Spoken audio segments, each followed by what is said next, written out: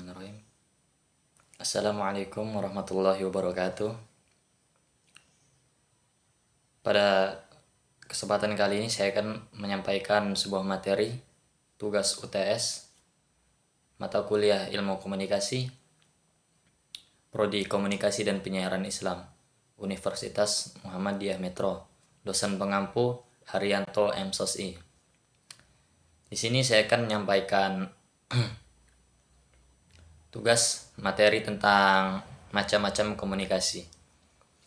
Komunikasi terdiri dari dua macam, yaitu komunikasi verbal dan komunikasi nonverbal. Komunikasi verbal merupakan komunikasi yang menggunakan kata-kata dalam setiap penyampaiannya, baik kata yang tersampaikan melalui tulisan maupun kata yang disampaikan secara langsung dengan lisan.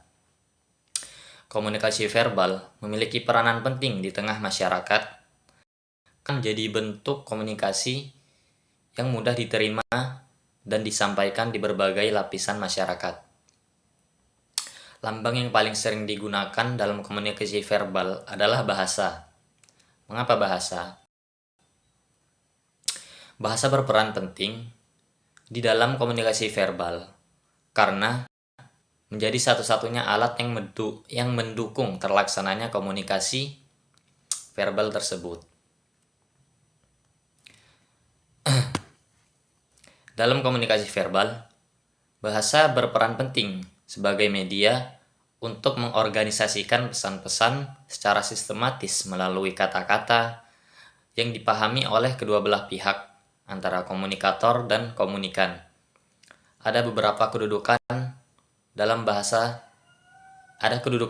dalam komunikasi verbal. Yang pertama yaitu sarana penyampaian.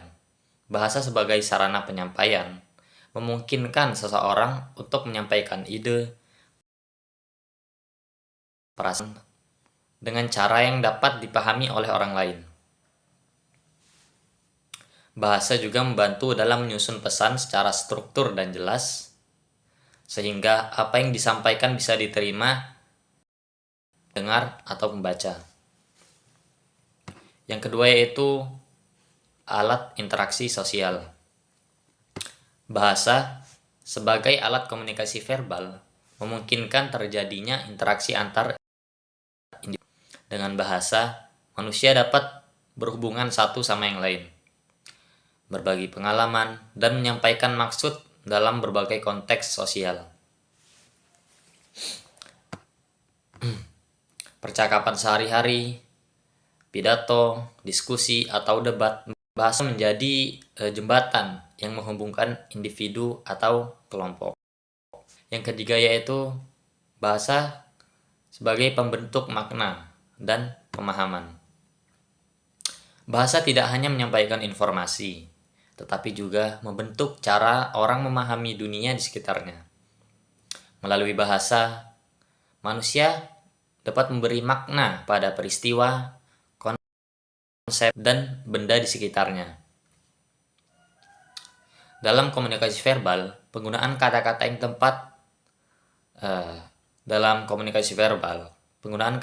tepat sangat penting agar makna yang dimaksud diterima secara jelas dan tidak menimbulkan salah paham. Yang keempat yaitu bahasa sebagai simbolik dan konvensional. Bahasa sebagai bagian dari komunikasi verbal yang bersifat simbolik, karena kata-kata hanyalah lambang yang mewakili konsep tertentu. Sistem ini didasarkan pada kesepakatan bersama dalam suatu kelompok bahasa tertentu. Oleh karena itu, penggunaan bahasa yang sama dalam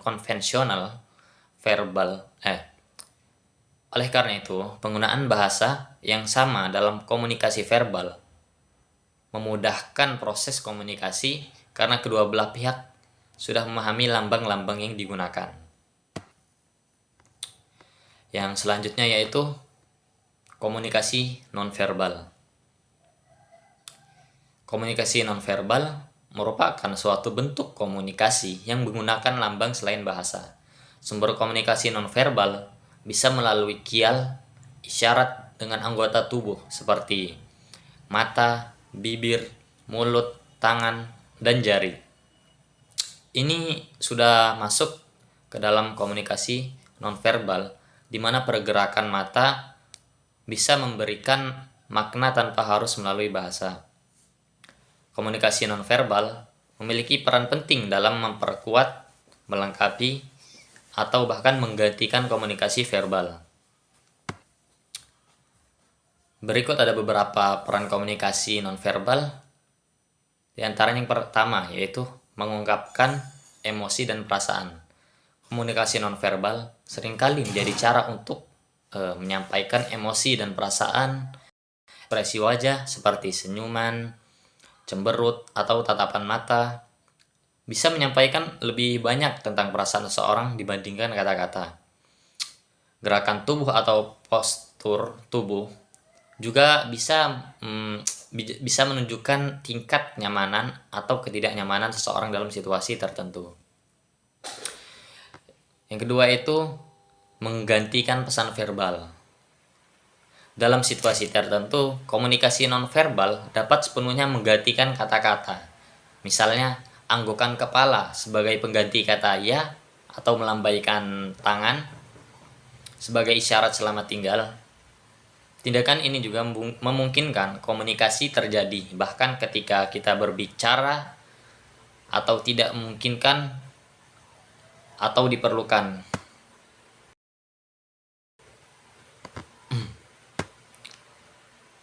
Mungkin itu materi yang bisa saya sampaikan. Semoga bisa bermanfaat bagi kita semua. Saya akhiri, wassalamualaikum warahmatullahi wabarakatuh.